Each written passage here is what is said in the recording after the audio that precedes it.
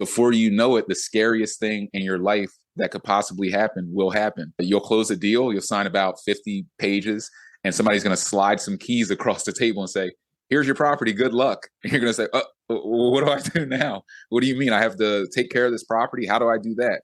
And that's when the journey begins and the real fun begins. Welcome to the Average Joe Finances Podcast. Are you trying to get out of debt, invest, or just not sure where to start? Then this is the place for you. We discuss different ways to get out of the rat race and build your wealth. Join us on this wild ride to financial freedom.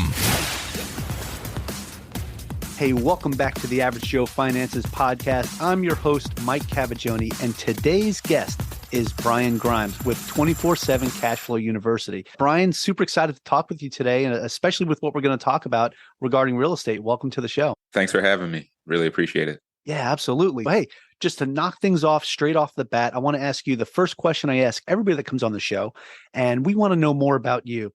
So if you could share a little bit about yourself, tell us your story. Who is Brian Grimes? Brian Grimes I was a former basketball player in a former life. Grew up in the Philadelphia area in that Allen Iverson era. Fell in love with basketball early on.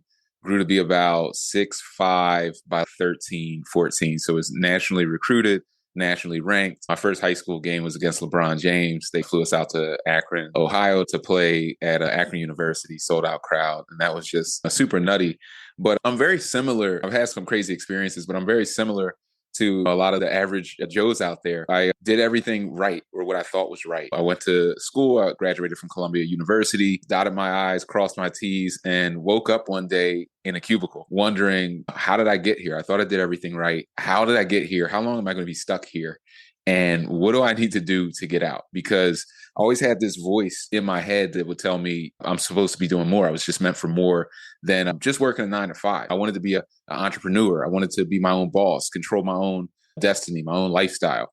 And when I landed there, I just tried to figure out what is my way out. And real estate was one of those things that I found in I would say like an aha moment, just looking for money at the 9 to 5 and figuring out you're not going to make $1 million for the average person working a 9 to 5. So the question becomes, where's the money? If it ain't here, it's out there. It's out in the street. And I was driving home doing a commute one day, and I just was looking out the car window and seeing properties, really. And I pulled over frantically, pulled up my cell phone calculator and just started punching numbers. And on one block, there were 40 properties. And I just figured $500 a month cash flow per property. There's $250,000 of cash flow on this one block. And I'm in Philly at the time. And it's just like, how many blocks are there in Philly? I got to get some cash flow. This is going to be my way out. If I can just get a couple of properties, I can break free from this thing. So that was my aha moment. And just looking at real estate as the way out. And I took that leap of faith eventually through trial and error and just got into the game and learned from the School of Hard Knocks. Yeah, I love that, Brian. It's funny because one of the things that I try to, like when I bring people on the show too, is to pull that aha moment out somewhere in this interview, right? Like, when was it that you hit? And boom, right off the bat, you're telling me in your intro. So that's awesome. You did things the right way, right? The typical American dream, right? You graduated from college, you got your 9 to 5, and you were like, man, it didn't take you long to realize this is not the way to go. Absolutely. Oh, man. And I want to rewind back a little bit too, because you didn't tell me, man, like I knew you played basketball, but you didn't tell me you played in high school against LeBron James. Yeah. Is the hype that real? The hype was super real. And I played some monsters. Greg Oden. For people who, are of our era, we know these names. Michael Beasley. Some of these guys are like beasts. And I played against these guys at Nike invitational camps and all of that type of stuff. But nobody was how I would describe LeBron at this time. He's 6'8". He's 230, 235. The way he can jump now at 37, 38 years old, this guy could get his whole chest above the rim in high school. He could absolutely fly. And he was so fast. If you were standing next to him and you guys were both in a full out sprint and you reached over to touch him, he was 2 paces ahead of you. Like, he was that fast. So he was just on a level of his own in high school. You really couldn't match him. He could jump out of the gym. He could do everything. He was like just a basketball savant and has been ever since. So it was a incredible experience for me, going from playing at a little back gym in Philly in front of 150 people to going and playing in front of 15,000 people in a 12,000 capacity gym was just like man, welcome to high school. This is going to be a crazy journey. Yeah, geez. I wanted to ask that because I have a friend of mine, and I know he listens to the show, that when he hears this, he's going to lose it because he's a big LeBron fan. And him and I always debate. We do the LeBron and Jordan thing back Yeah. and forth all the time. So I'm a big Jordan guy. He's a big LeBron guy. So we go back and forth a lot on that. Kyle, this is for you. It's a treat for you. I hope you like that, man. Yeah, we're But the LeBronites, oh, so awesome, definitely. man. No, that's good stuff. Yeah. So back on topic here, back on topic, right? So you realized that this whole rat race thing was not for you. And you're Not like, for I need me. to do something different. And you were looking at real estate. And I like how you said that as you were going down the blocks in Philly, you were like, man, like each one of these properties could be $500 a month in cash flow. And just, Yeah. it reminds me of that meme with the woman that's sitting there and you got all the mathematical calculations and equations coming up. And so that's happening in your head right there in that moment. You're like, okay, this is something I can do. Now, Yeah. when you have this aha moment and you realize that this is something you can do, what was the next step you took to actually take that action on that aha moment? You just go all in. Like when you have that aha moment and you know that this is what I'm supposed to do, like this is the opportunity, this is the way out, everything else just fades in terms of importance. So at the lunch break, sometimes before work, after work, I'm not even eating lunch. Like I'm going out and I'm looking at properties.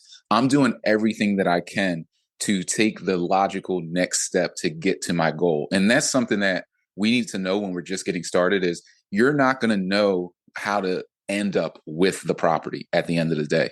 And you don't need to know yet. All you need to know is the next logical step. So the next logical step would be get with a mortgage broker and get a pre-qualification so that you can put out an offer. Then the next step after that is go find a realtor who can show you some properties. Then start looking, go out and put your hands on these deals, put your boots on the ground and go touch the real estate. It's real for that reason. It's not a stock, it's not a bond, it's not paper. You can go feel it, touch it, and learn it at a very intimate level.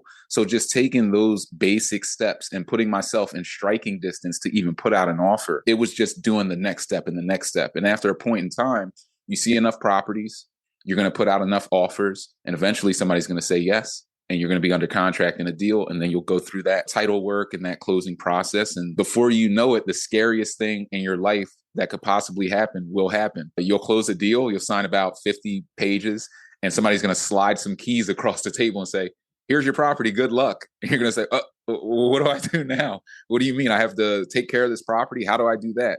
And that's when the journey begins and the real fun begins. Yeah, no, I like how you described it too. It's very much like on the job training, right? And Yeah. I like also how you said too, you got yourself within striking distance because once you get yourself to that point where you're within striking distance, now you actually can attack, right? Now you can actually go out there and make it happen. So taking these little steps as you continue to go and just follow the process and get closer and closer to that goal of getting to the closing table, right? And then the way you describe it too is that once you're at the closing table, like that's when the journey begins. You get handed those Yeah. keys and now it's okay. Now it's time to work the actual magic. All right.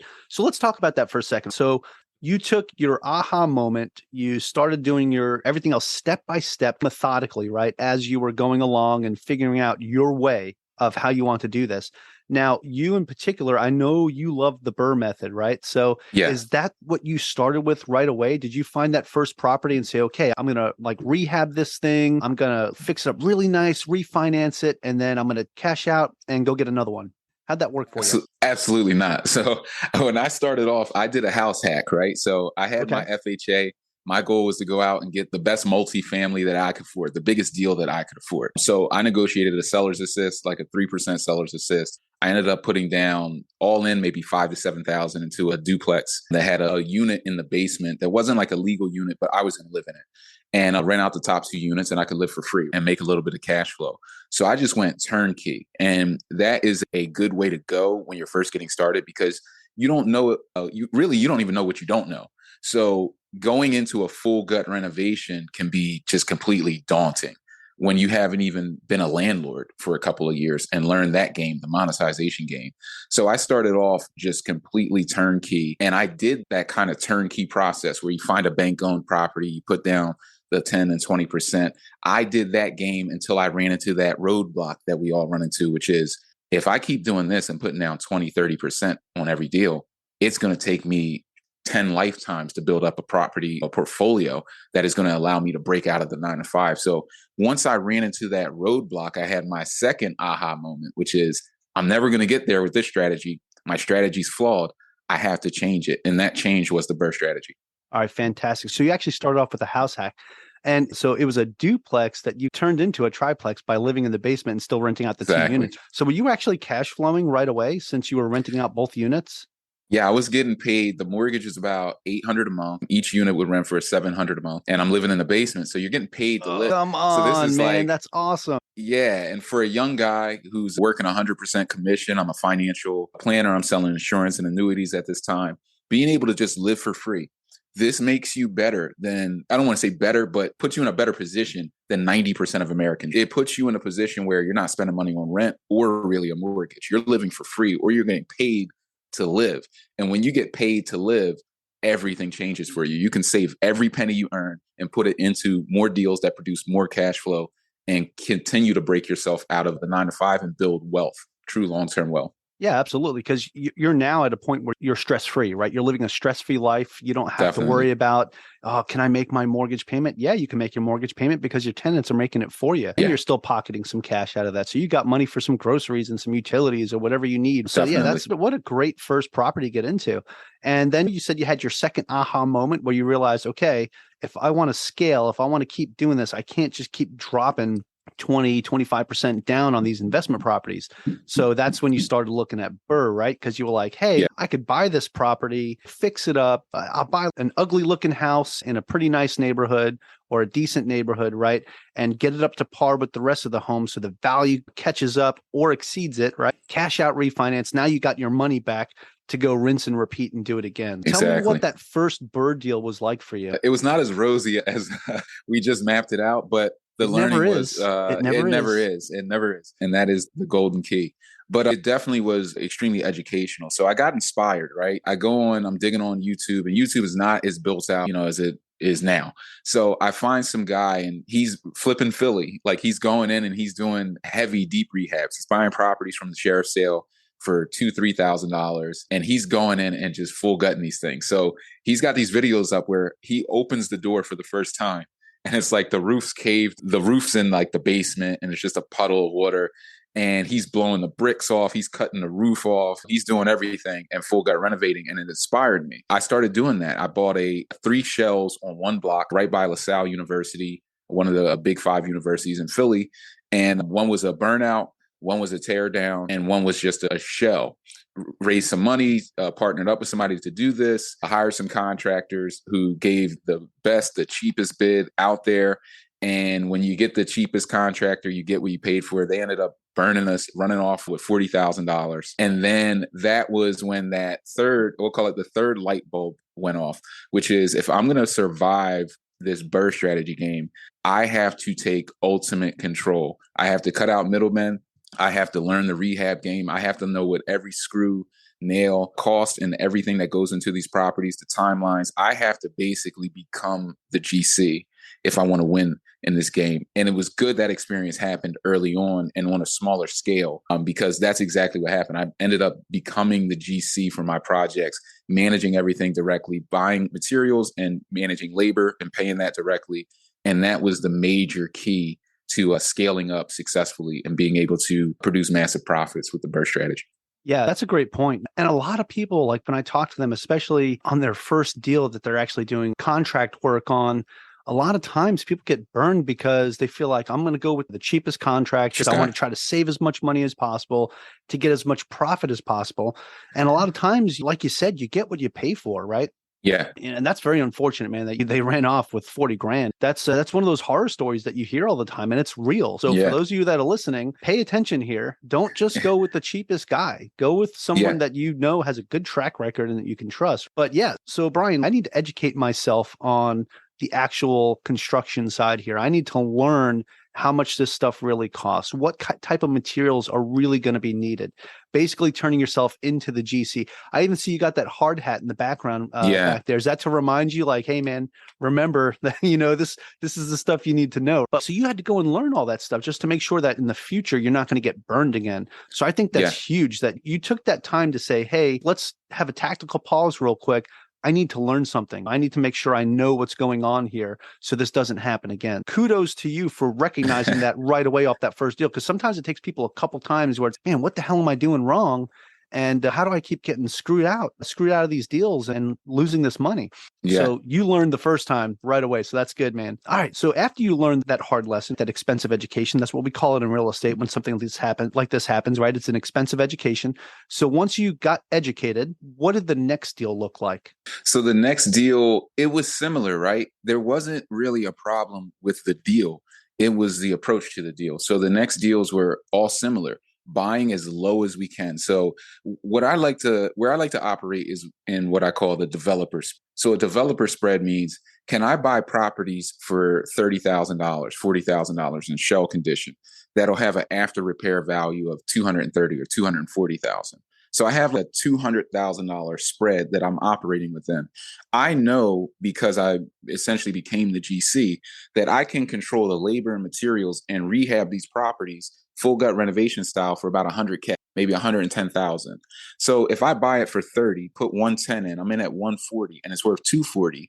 I now have the perfect conditions for a cash out refinance where I can go to a credit union, a community bank, a local bank, maybe even Bank of America if I'm getting started earlier, or a portfolio lender, and get like an 80% or 75% cash out slap a 30-year note on it, put the tenants in, maybe I Section 8, maybe I room rent, maybe I do market rent, depending on where I'm at. There's co-living, there are all these different strategies out there for monetizing. And then I wash, rinse, repeat. I get my money back. I might even get paid like 20, 30 grand in the cash out refinance, which is tax-free money, by the way. And I put that into future deals. And I continue to scale. And I use construction lenders on the front end, hard money lenders and different construction lenders on the front end to increase my capacity and my scale. Now I have $3 to $5 million of purchasing power and rehab budget that I can now scale up with. I can get a warehouse. I can get a dump truck. I can start to cut all of my costs down to the bare minimum, because when you get heavy into this BRRRR strategy, there's making money and saving money, and both end up as green dollar bills in your pocket. A lot of us will overlook the saving money because it's imaginary. Like, we don't see it. So we just think, you don't need to focus on that. A warehouse, for instance, $3,000 a month for a 10,000 square foot warehouse could save me about $200,000 a month operating at full scale. So these things are very powerful, buying in bulk and getting these dump trucks and these different things that increase your speed and your efficiency.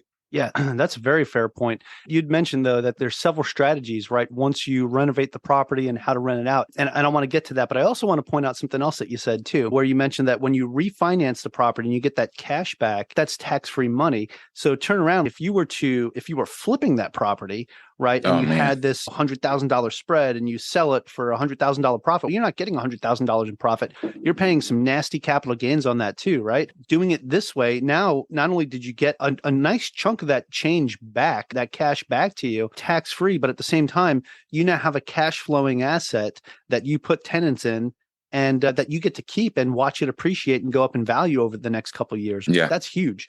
I want to go back to what you were talking about with saving money, right? A lot of people ignore this portion, right? They say, oh yeah, if it's not making me money, then whatever. The cost savings, like you said, is going to put some of those green dollar bills in your pocket too, right?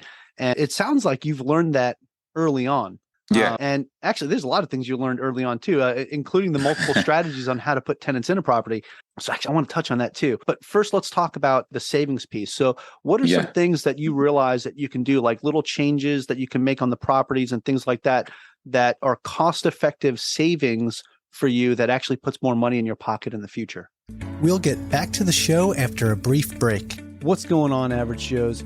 We know that managing one account or your entire family's portfolio can be stressful and time-consuming. From building and maintaining spreadsheets, calculating how many new shares and units you need to purchase with your contributions, finding the time to log into your brokerage and make those trades, and annually rebalancing each account. Well, my friends over at Passive came up with a tool that can help you manage all of this in a fraction of time without spreadsheets and manual calculations. Passive is a portfolio management tool that makes it easier for DIY investors to maintain a balanced portfolio and build a passive investment strategy at their online broker. It eliminates the need to use spreadsheets, saves you from having to log into your broker to place trades, and helps you stick to your portfolio's target allocation. Elite users can save even more time by using the one-click trades feature and having Passive execute the required trades on your behalf. All of this can be done from the Passive dashboard for all of your accounts. No more logging in to multiple brokerage accounts. Passive is not a robo-advisor. It won't tell you what you should invest in, so you'll need to decide that for yourself, either through self-education or alongside a financial advisor. To learn more about Passive or to sign up, check out our link below, www.averagejoefinances.com/passive. That's PASSIV with no E. Again, PASSIV with no E. Check them out.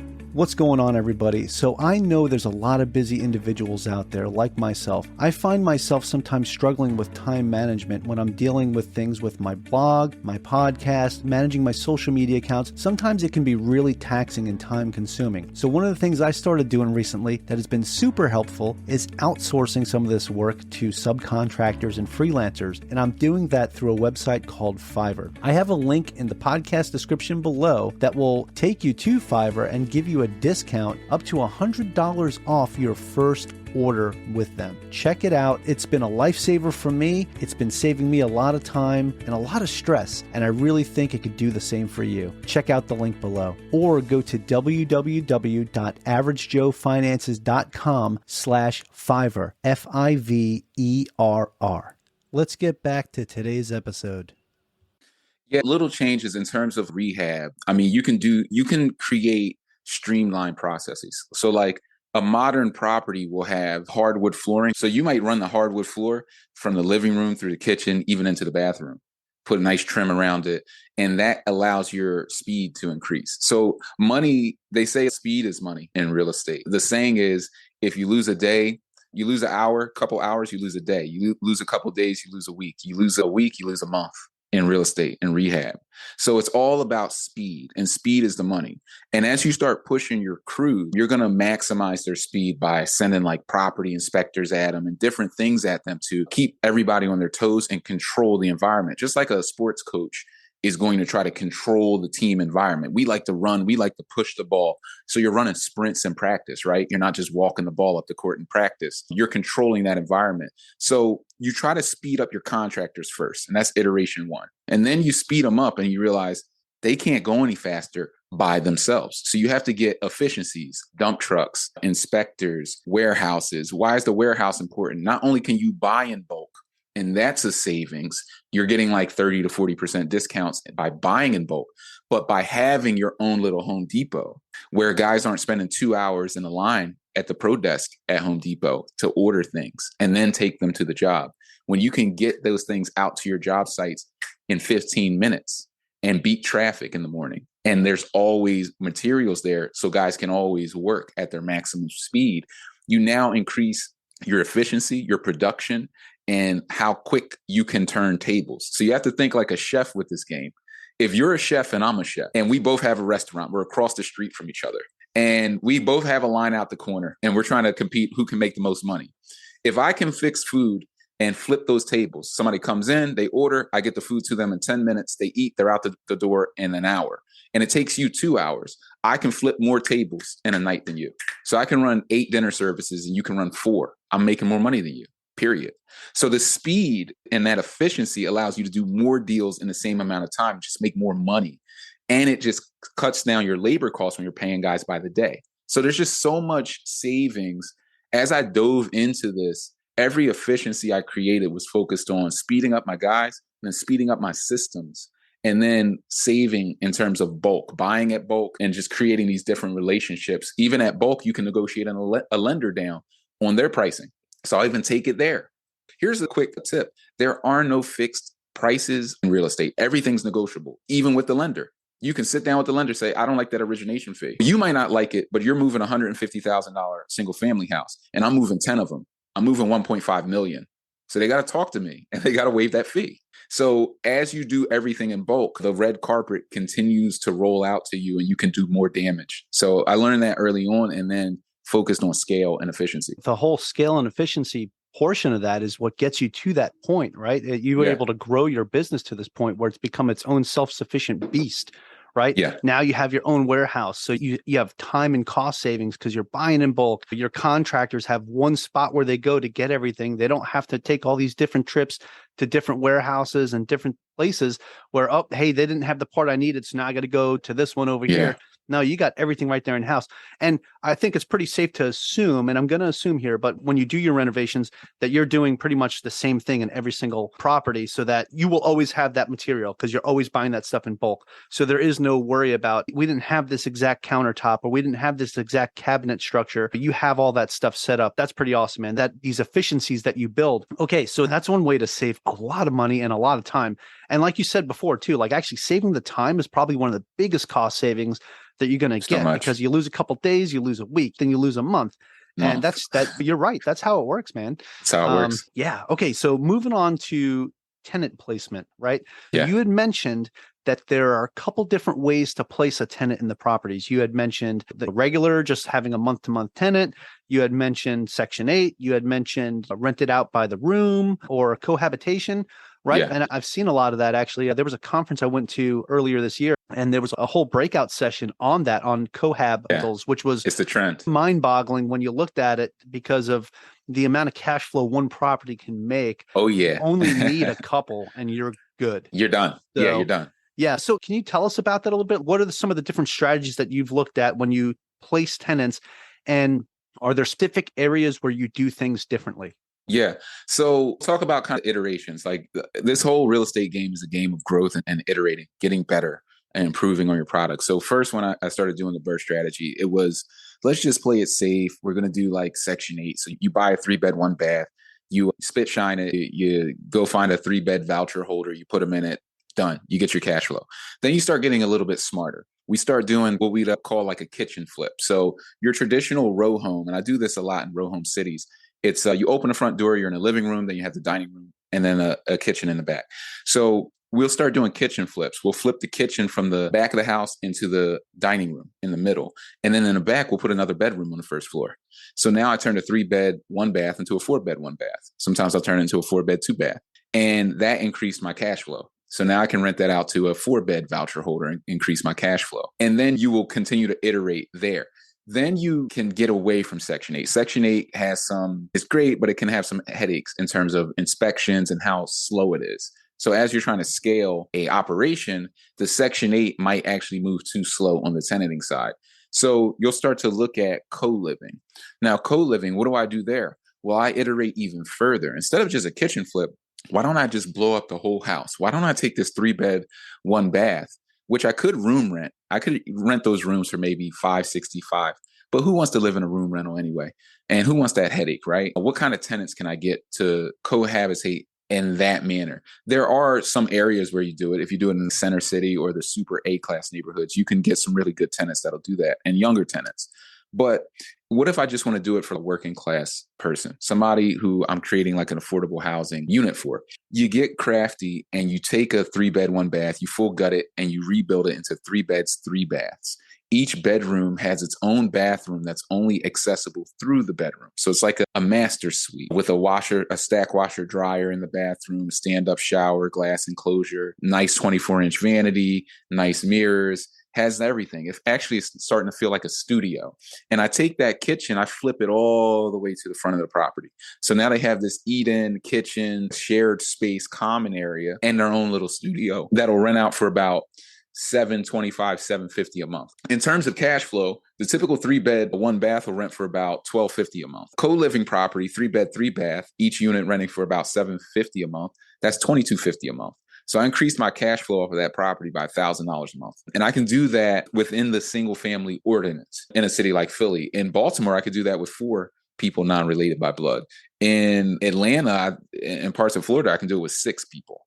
So depending on where you're at, it'll let you know how many people can co-live in a certain property. And that's just research based, but it's extremely profitable. And it is a build it, you will come. So I built about 150 of these properties. But the fun fact is what happened during COVID, March 2020, pandemic hits us. Everybody is thinking like this thing's airborne. If you go out of your house, you're just going to get COVID and you're just going to drop. I tenanted 100 of these co-living units in 90 days from March to June. of 2020 in the heat of the pandemic, right? The demand for this product is insatiable as well because millions of Americans are living on their parents' couch, in their basement, in the bedroom that they grew up in.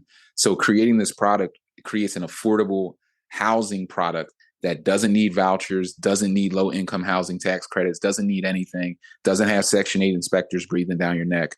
And it creates affordable quality, granite countertops, stainless steel appliance, mini split system, a type of living for good quality people. So it's been a win-win. It's been extremely profitable. Yeah, no, that's fantastic. And thank you for being like so descriptive with everything. Cause, for the listeners here, they can get a much better idea of how this works, right?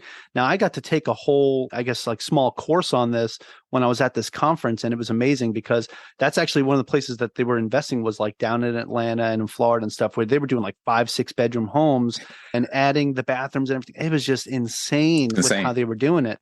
And it's just another great strategy that people can put in their tool belt because as you're looking, like as you're going through and getting deals, especially with now how things are starting to slim down with the higher interest rates, the low inventory, it's making it a little bit harder to find a deal, but they're out there. The deals are out there. You have to find them. But what this does is it gives you an opportunity to say something that might not have worked where you were going to rent it out room by room, or it might not have worked with a month-to-month tenant, might work as a cohabitation space, right? As a co-living space. And by doing it that way, you might be able to afford that higher interest rate and still cash flow. Because in a market like we're in right now, especially since technically we're in a recession, but technically we're not because they're not officially announcing it. But anyway, I'm not going to get into that.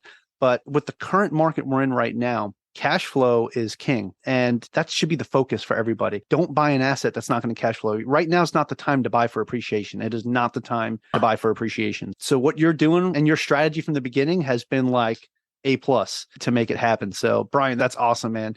I've already got like a whole good page of notes, man, just from this short conversation. It's just been really good. Now I want to talk about something. We touched on this a little bit. When you're investing in these neighborhoods, you're bringing value not only to that property and to the people and providing affordable housing, but you're also enriching these neighborhoods, right? You're giving them better properties. How do you create like an exciting real estate investment opportunity that enriches like Class C neighborhoods? Because a lot of people say, I want to try to invest in maybe B-, B. I try not to invest too much in C class, but what do you do that kind of provides these better opportunities in C-class neighborhoods? One, I love that you said that because what you're talking about there, I look at everything, like I'm an econ major from Columbia University. So I look at a lot of things in terms of supply and demand.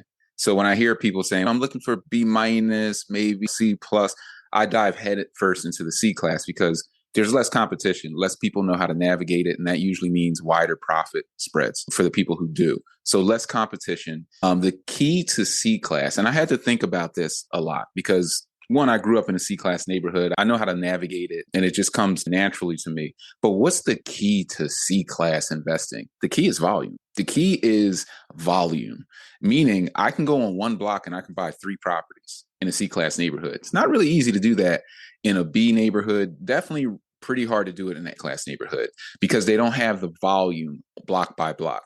But I can go on a really reasonable block. One thing you need to know is every neighborhood, no matter if it's good or bad, has good pockets and bad pockets, whether it's A class, B class, or C class.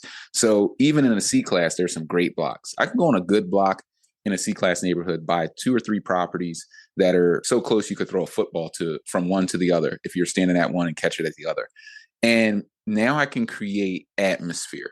So when I'm showing a tenant the property, oh, you see those 2 over there? Those are full gut renovated. They don't even need to know that I did, but now they're seeing the development. They're seeing the activity all around them. The existing residents who live there, it's restoring community pride because they're seeing guys hanging out of houses on ladders with hammers in their hand, banging. And that is essentially going to just restore that community pride. And they're seeing money is being poured into these neighborhoods again. It's putting what I call the eyeball effect. So when you move, if you move a single mother into a property in a C-class neighborhood with 4 kids, that's 10 sets of eyeballs. That's more people to call the cops. There's more people to complain. There's more people putting that property on payroll, utilities, taxes, more people going to the corner store, spending money and money bouncing in the community. It's just uplifting this community brick by brick, person by person, and it starts to run out blight and run out crime. Literally, I've had blocks where I bought 10, 15 properties on one block, and it can completely transform it. You have all of these things working for you, but that volume, that ability to control control blocks. And I have areas of Philadelphia where I've purchased where you couldn't go 2 blocks without seeing one of my houses. I've purchased 150 properties within a zip code. That type of control that you can now have over that zip code in terms of how it looks, how it feels, what kind of services are there. I flirted with services like hiring like just a private, like they'd have like public safety. I could just hire a private security company, just drive around, check on my people, just like our own public safety. We'll pick you up from the train, take you to your house. Like you can do a lot of different things to just uplift a neighborhood and a community. So having that access and having access to cheap properties that you can buy in bulk to create value, create comps, maybe flip one, keep 5, creating that value there, you can just make so much money. And you can do this on the cusp of gentrification where big comps are. Do it a half mile out, a mile out, and pull those comps to you. These are also the properties that double and triple in value because we can buy them lower. So you can just make a lot more money in the C class and have a lot of control. Yeah. The pros outweigh the cons. Yeah, I love that, Brian, because even like you said, too, like you're doing some of these half a mile away from some of the other neighborhoods that are B and A class properties, right, where the home values are higher. And that's helping that area raise up in value. But what's that going to do the next block over, right? Now that you raised the value over here, it's going to raise the value there, right? And when you have that much control and you're buying that much in bulk, you can completely change the entire neighborhood. You could change the home values of that neighborhood because you're building it all up, right? And you're helping restore that area. That's huge. That goes back to what you were doing originally with the, hey, like buy in bulk and you can save more. You get those discounts when you buy in bulk, right? Like you said. That's huge, man. I really love that. Brian, I really love what you're doing. I love the communities that you're helping. You're actually not only are you creating affordable living and affordable housing for people, but you are creating opportunities for people in these neighborhoods to have a better, safer place to live. So that's amazing. Okay, I want to transition this into something that we call the final round. I'm going to ask you 4 questions, and they're hard-hitting questions, but it gives us and the listeners a better understanding of who you are as a person and how you attack the problems that you face. So if you're ready to go, we'll get this party started. Let's do it. All right, let's go. So the first question is, what's the biggest mistake you've ever made? When it comes to real estate, the biggest mistake I'd say I ever made was really that contractor experience. It was really not wanting to get close to it, being too white collar. Coming from a white collar background, not understanding this blue collar game and trying to treat real estate like a white collar business. I got news for you guys. There ain't no HR department you can call and none of that stuff's happening. So you need to familiarize yourself with the blue collar mindset. Another reason why I keep that hard hat there, because it just is a reminder that when you're playing in this game, you got to put your hard hat on. You have to put your boots on the ground and get out and get in these properties and get into the mindset of a contractor in order to be successful. It's just a different world.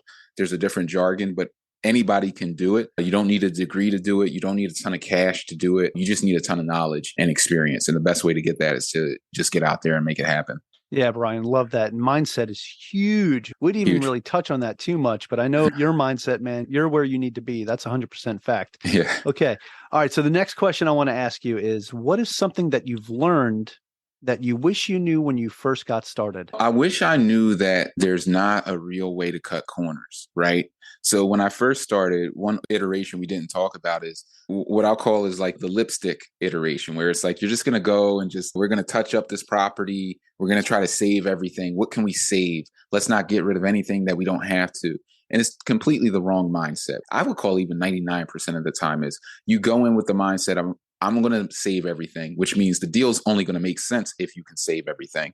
And then you find out you can't save everything. You can't save as much as you thought you could. And when you start changing things, you end up having to change more and you blow right through your budget almost every time. If you do cut those corners, by the time you put a tenant, everything breaks and you don't get any cash flow because you're constantly having to fix things. It becomes a management nightmare. Just knowing that full gut is the way, because most of these major cities were built in the 1910s, 1915s. The properties are 100 years old. They need rehab desperately. They need people with that knowledge and that expertise. So go and do a gut or a gut-like rehab and then have a property that you can set and forget. It's just the best way to go. Yeah, no, that's a great point, because homes that old, your wiring needs to be replaced, the plumbing, everything because that's very fair point. All right, awesome. All right. The next question I have ties into that as well. And that is, do you have any tips or tricks that you would recommend to someone that is just getting started? I still love the house hack. I still think nothing beats a good old house hack. My best tip for using like a FHA to get your first deal, use your FHA if you haven't already to get the biggest multifamily property that you can afford that will cash flow you. And then negotiate a seller's assist. As part of your initial offer, you want to negotiate a seller's assist. The seller's assist can be up to 6%, but on an FHA is usually capped around 3%. So for a $100,000 property, the seller can credit $3,000, 3% of that to your closing costs. It allows you to bring less to the table and therefore get a bigger property with less capital. So that's the tip and trick, but that's my advice. Do the house hack. Go get a multi, use your FHA and get started that way. Learn how to monetize, learn how to be a landlord. So many people focus on building HGTV, Property Brothers, flip this house. Learn how to be a landlord. If you don't like being a landlord, there's no reason to get in the game.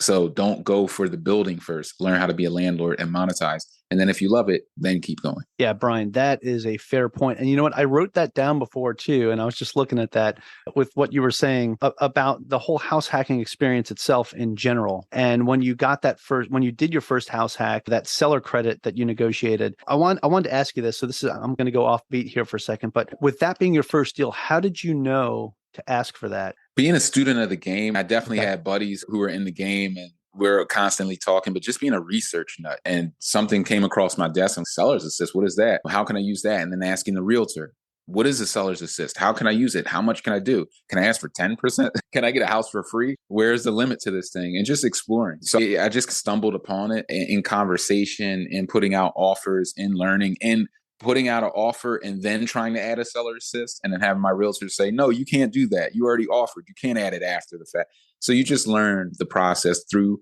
like I said, trial and error. Get out there, take the next logical step, bump your head against the wall. You will figure this thing out. You don't have to be a rocket scientist to do real estate. And that's why we all love it, those of us who are in it. Yeah. Okay. Awesome. Okay. Back on track to the final round here. I just wanted to add that. Yeah, no, that's perfect. All right. Brian, do you have a favorite business, investing, or real estate related book or podcast or both? I have my favorite book for people who are wanting to learn how to break free from the 9-to-5 and just think differently about money is The Richest Man in Babylon. And I'm an audiobook guy. So I'll listen to a lot of audiobooks. You can YouTube The Richest Man in Babylon, and there's an audiobook on YouTube that you can just tap in and listen to. Listen on 2x the speed. You'll blast through it in 3 or 4 hours. But the principles in that book are phenomenal. And if you listen to it deeply and a few times, you'll definitely start creating a money plan to save, to put your money to work for you instead of constantly working for your money. Yeah, no, I absolutely love that book. It's one of my favorites. I probably like that one even more than Rich Dad, Poor Dad, 100%. Yeah. The book is just so foundational. Crazy. And my kids will read it when they are old enough to understand the these and the thous Yeah. and not get confused when they're reading it. But yeah, that's awesome. Yeah. Okay. Hey, so that's it for the final round, Brian. But I do have one more question for you. And this is the most important question of all, because the people that have been listening to this episode are like, man, Brian is out there killing the game, crushing it. Love what he's doing. I want to learn more about him and what he has to offer here. If you could, Brian, share where people can find more information about you. Do you have a website you could share with us? Any social media, anything like that? We'd love to know.